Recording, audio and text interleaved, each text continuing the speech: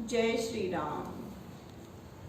यह इतिहास पुनीत अति उमही कही वृषकेतु भरद्वाज सुनि अपर पुनि राम जन्म कर हेतु। याज्ञवल्क्य जी कहते हैं कि इस पवित्र इतिहास को श्री महादेव जी ने श्री पार्वती जी से कहा और ही भरद्वाज श्री रामचंद्र जी के जन्म का अब अन्य कारण सुनो। सुन मुनि कथा पुनीत पुरानी जो गिरिजा प्रति शंभु बखानी। विश्व विदित इक कह कई देसु सत्य के तुतः बसई नरेसु। हे मुनि अब वह पवित्र और पुरानी कथा सुनो जो महादेव ने पार्वती से कही है। संसार में प्रसिद्ध एक कैकई नाम का देश है, वहाँ सत्य केतु नाम का राजा वास करता था। धर्म धुरंधर नीति निधाना तेज प्रतापशील बलवाना। तेहि के भय जुगल सुत बीरा सब गुण धाम महारंधीरा। वह राजा धर्म धुरंधर और नीति का निधान तेजस्वी प्रतापी शीलवान और बलवान था। उसके दो बड़े वीर पुत्र उत्पन्न हुए जो कि सब गुणों के घर और युद्ध में कुशल थे। राजधनी जो जेठ सुताही नाम प्रताप भानु असताही। अपर सुतई अरिमर्दन नामा भुजबल अतुल अचल संग्रामा। उसके बड़े पुत्र का नाम प्रताप भानु था। राजा ने उसी को राजगद्दी का मालिक बनाया। दूसरे पुत्र का नाम अरिमर्दन था और वह भी महाबली और समर में अचल था। भाई भाई परम समीति सकल दोष छल बरजित प्रीति। जेठे सुते राजन नृपतीना हरहित आप गवन बन कीना। दोनों भाइयों में सुंदर प्रेम था और वे दोनों ही संपूर्ण दोषों और छलों की रीति से रहित थे। इससे राजा शीघ्र ही अपने ज्येष्ठ पुत्र को राज्य दे स्वयं प्रभु का भजन करने के लिए वन को चले गए। जब प्रताप रवि भयो नृप फिर दोहाई देश। प्रजापाल अति वेद विधि कतौ नहीं अघलेश। इधर जब प्रताप भानु राजा हुए तब समस्त देश में उनकी दोहाई फिरी और वह वेद की रीति से प्रजा का पालन करने लगे। उस समय पाप का कहीं लेश भी नहीं था। नृपहितकारक सचिव सयाना नाम धर्म रुचि शुक्र समाना। सचिव सयान बंधु बलबीरा आप प्रताप पुंज रंधीरा। राजा के पास धर्म रुचि नाम का एक अत्यंत राजहितकारी मंत्री शुक्राचार्य के समान था। एक तो चतुर मंत्री, दूसरे उसका भाई बड़ा ही बलवान और तीसरे वह स्वयं बड़ा प्रतापी और रणधीर था। सेन संग चतुरंग अपारा अमित सुभट सब समर जुझारा। सेन बिलो की राव हर्षाना अरुबाजे गहे गहे निशाना। उसके पास अपार चतुरंगनी सेना थी जिसमें असंख्य योद्धा थे जो युद्ध करने में बड़े ही वीर थे। तब अपनी ऐसी सेना को देखकर राजा बड़ा प्रसन्न हुआ। उस समय गह गहे बाजे बजने लगे। विजय हेतु कटकई बनाई सुदिन साधि नृप चले बजाई। जह तह परी अनेक लड़ाई जीते सकल भूप बरियाई।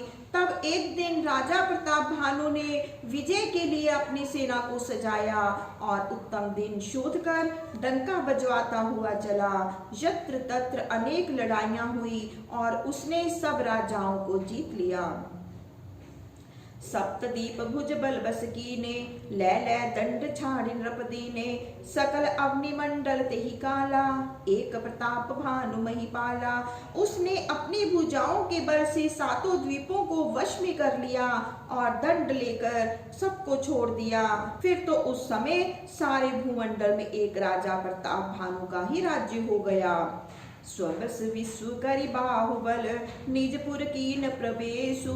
अर्थ धर्म कामादि सुख सेवई समय नरेशु। उसने अपने बाहुबल से समस्त संसार को वशीभूत कर लिया। फिर नगर में आया। उसे धर्म अर्थ और कर्म संबंधी सभी सुख प्राप्त थे और वह यथा समय उन सब का सेवन करता था। भूप प्रताप भानु बल पाई कामधेनु भय भूमि सुहाई। सब दुख परजित प्रजा सुखारी धर्मशील सुंदर नर नारी। उस समय राजा प्रताप भानु का बल पाकर पृथ्वी अत्यंत सुंदर और कामधेनु के समान हो गई। सब प्रजा प्रसन्न थी, किसी को कुछ भी दुख न था और नर नारी सुंदर तथा धर्मशील थे। सचिव धर्म रुचि हरिपद प्रीति नृपहित हेतु सिखवनित नीति गुरु सुर संत पितर मही देवा करी सदा नृप सब कै सेवा। मंत्री धर्म रुचि भगवान के चरणों में प्रीति करने वाला था। वह राजा के हितार्थ राजनीति की शिक्षा दिया करता था। राजा भी सर्वदा गुरु देवता संत पितृ और सब ब्राह्मणों की सेवा किया करता था। भूप धर्म जे वेद बखाने सकल करई सादर सुख माने दिन प्रति देव विविध विधि दाना सुनी शास्त्र बर वेद पुराना। राजा के लिए जितने धर्म वेदों ने वर्णन किए हैं उन सब को राजा आदर सहित सुख मान कर करता था और प्रतिदिन विधि विधान से दान देते हुए उत्तम वेद और पुराणों को सुना करता था। नाना बापी कूप तड़ागा सुमन बाटिका सुंदर बागा विप्र भवन सुर भवन सुहाए सब तीर्थ विचित्र बनाए। उसने अनेक बावली कुएं तालाब पुष्प वाटिका सुंदर बगीचे और बाग ब्राह्मणों के लिए भवन और देव मंदिर तथा सब तीर्थों को बहुत विचित्र ढंग से सुंदर बनवा दिया। जह लगी कहे पुराण श्रुति एक एक सब जाग 12 सहस्त्र सहस्त्र नृप किए सहित अनुराग। इस प्रकार जहाँ तक वेदों और पुराणों ने यज्ञादिक बतलाए हैं उन सबको एक एक करके राजा प्रताप भानु ने प्रसन्नता सहित हजार हजार बार किया। हृदय न कछु फल अनुसंधाना भूप विवेक परम सुजाना करेज धर्म कर्म मन बानी वासुदेव अर्पित नृप ज्ञानी। उसके मन में फल की कुछ इच्छा नहीं थी क्योंकि वह राजा बड़ा ज्ञानी और बुद्धिमान था। इस कारण उसके जितने धर्म कर्म होते थे उन सबको वह वासुदेव के लिए अर्पण किया करता था। चढ़ी बर बाजी बार एक राजा मृगा कर सब साज समाजा विंध्याचल गभीर बन गयु मृग पुनीत बहुमारत भयु। एक बार राजा उत्तम घोड़े पर चढ़कर और शिकार का साज सजाकर विंध्याचल के गहन वन में गया और वहां पहुंचकर उसने बहुत से पवित्र मृगों को मारा। फिर तभी पिन नृप दीख बराहु जनु बन दर्युस शीघ्र सिराहु बड़ विधु नाही समात मुख माही बनु क्रोध बस उगलित नाही। वन में फिरते हुए उसने एक वाराह को देखा मानो राहु चंद्रमा को ग्रस करके वन में जा छिपा हो किंतु बड़ा होने से मुख में नहीं समाता हो परंतु क्रोध के वश उसे उगलना भी नहीं चाहता हो। कोल करालत संच बिगाई तनु विशाल पीवर अधिकाई घुरघुरात है यारो पाए चकित बिलोकत कान उठाए। उसके विकराल दांतों की शोभा का मैंने वर्णन किया है। उसका शरीर बहुत बड़ा और अधिक मोटा था। घोड़े की आहट पाकर घुरघुराता हुआ सूकर चकित हो कान उठा उठाकर राजा की ओर देखने लगा। नील महीधर शिखर सम देखि विशाल बराहु चपरी चलू हई सुटकी नृप हाँ कि न होई निभाहु। तब उस नीले पर्वत के शिखर के समान बड़े सूकर को देखकर राजा ने घोड़े को चाबुक लगाया और सूकर को ललकार कर कहा कि तेरा अब निर्वाह होना कठिन है। आवत देखी अधिक रवर भाजी चलो बराह मरुत गति भाजी तुरत की नृप सर संधाना मही मिली गयो बिलोकत बाना। घोड़े को शीघ्रता से आते देख और उसके टापों का अधिक शब्द सुनकर सुअर वायु वेग से भाग चला। उसे भागते देख राजा ने झट बाण चलाया और सुअर पृथ्वी में सट गया। तकी तकी तीर महीस चलावा करि छल सुअर शरीर बचावा प्रगटत दुरत जाई मृग भागा रिस बस भूप चले संग लागा। राजा ने बहुत ताक ताक कर तीर चलाए किंतु सुअर ने छल करके शरीर को बचा लिया। कभी प्रकट कभी छिपता हुआ वह द्रुत गति से भागने लगा। राजा भी क्रोधवश उसके पीछे लगा हुआ चला गया।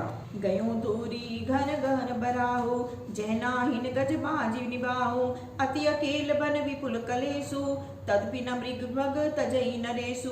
सुअर बहुत दूर गहन वन में चला गया जहाँ की हाथी और घोड़े नहीं जा सकते थे। इस प्रकार राजा वन में अकेले पहुंचे और बहुत कलेश पाने लगे। फिर भी उन्होंने सुअर का पीछा न छोड़ा। कोल बिलोक भूप बड़ धीरा, भागी पैठ गिरी गुहा गंभीरा। अगम देखि निप अति पछताई, फिरो महाबन परु भुलाई। सुअर ने देखा कि राजा धैर्यवान है तो भागकर पर्वत की गंभीर गुफा में जा छिपा।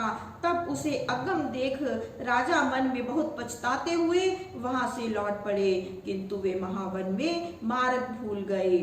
खेद खिन्न क्षुधित त्रिषित, राजा बाजी समेत। खोजत व्याकुल सरित सर, जल बिनु भयो अचेत। राजा को अत्यंत प्यास लगी थी और उनका घोड़ा भी प्यासा था। इससे वे दुखित और प्यास से अत्यंत व्याकुल होकर नदी और तालाब को ढूंढते हुए जल के बिना मूर्छित से हो गए।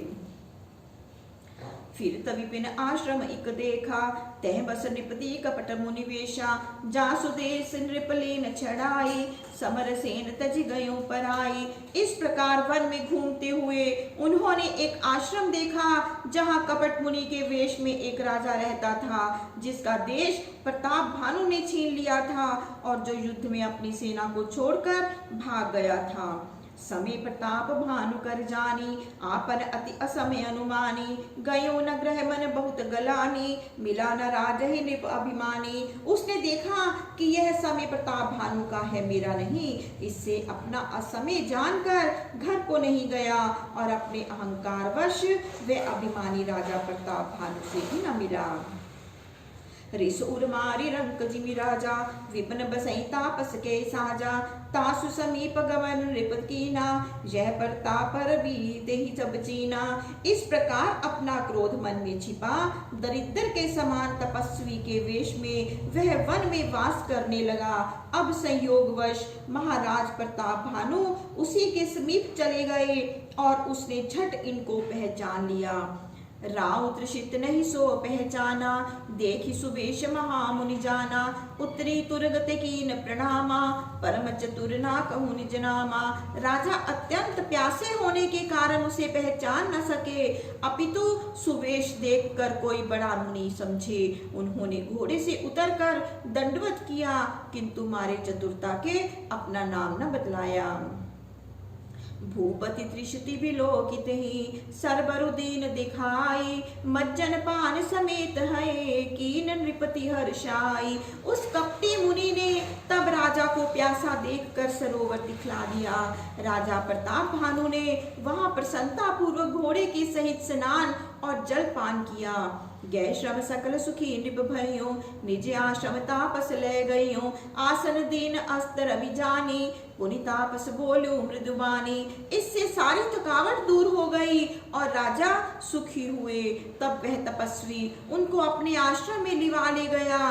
सूर्य अस्त हो रहे थे, तब कपटी मुनि उनको आसन देकर कोमल वाणी में बोला, को तुम कसबन फिरूं अकेले। सुंदर जुवा जीव पर हेले, चक्रवर्ती के लक्षण तोरे। देखत दया लागी अति मोरे। तुम कौन हो, इस वन में अकेले कैसे घूम रही हो? सुंदर युवावस्था पाकर प्राणों पर क्यों खेल रहे हो? तुम्हारे शरीर में तो चक्रवर्तियों के से लक्षण हैं। इससे तुमको देखकर मुझको बड़ी दया लग रही है। नाम प्रताप भानु अवनीसा, तासु सचिव में सुनु मुनीसा। फिरत अहिरे परु भुलाई, बड़े भाग देखूं पद बाई। राजा ने कहा, हे मुनि सुनिए, प्रताप भानु नाम के एक राजा हैं, मैं उनका मंत्री हूँ। मैं आखेट करते करते भूल गया, किंतु आपके चरणों का दर्शन कर बड़ा भाग्यशाली हुआ। हम कह दुर्लभ दर्श तुम्हारा, जानत हो कछु भर होनिहारा। कह मुनि तात भयो अंधियारा, जो जन सत्री नगर तुम्हारा। अन्यथा मेरे लिए आपका दर्शन अत्यंत दुर्लभ था।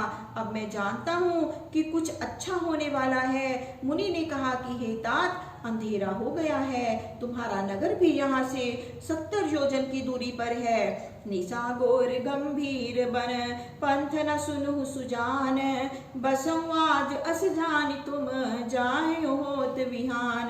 हे चतुर, इस घोर रात्रि और गहन वन में मार्ग भी न दिखाई देगा। ऐसा जानकर तुम आज यहाँ वास करो और प्रातः काल होते ही चले जाना। तुलसी जसी भवत व्यता तैसी मिलई सहाय आपन आवई ताहि पही ताहि तहाँ ले जाई। तुलसीदास जी कहते हैं कि भवित व्यता अर्थात होनहार जैसी होती है उसके अनुसार ही बनाव बन जाता है। या तो वह उसके पास स्वयं ही आ जाता है या उसको वहां ले जाकर पटक देता है। भलो नाथ आयुष धर सीसा बांध तुरग तरु बैठ महिषा निप बहु भांति प्रशंस उताही चरण बंदी निज भाग सराही। तब हे नाथ बड़ा अच्छा है कहकर राजा आज्ञा शिरोधार्य कर घोड़े को पेड़ से बांध आश्रम में जा बैठा।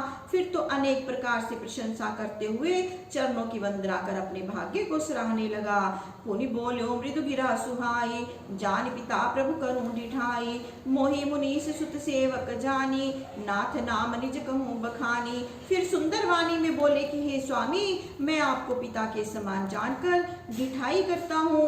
हे मुने मुझे अपना पुत्र और सेवक जानकर क्षमा करते हुए अपना नाम प्रकट कीजिए।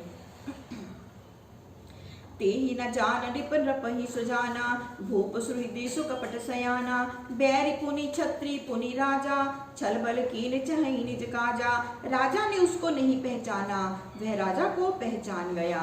प्रताप भानु सरल चित था किंतु वह मुनि छल कपट में बड़ा निपुण था। एक तो शत्रु दूसरे क्षत्रिय तीसरे राजा, इसीलिए छल बल से वह अपना कार्य सिद्ध करना चाहता था। समुचि राज सुख दुखित अराती अवा अनल इव सुल गई छाती सरल वचन रिप के सुनिकाना बैर सांभरी हृदय हर्षाना। वह अपने राज्य का सुख सोच दुखित रहते हुए शत्रुता पर तुल गया।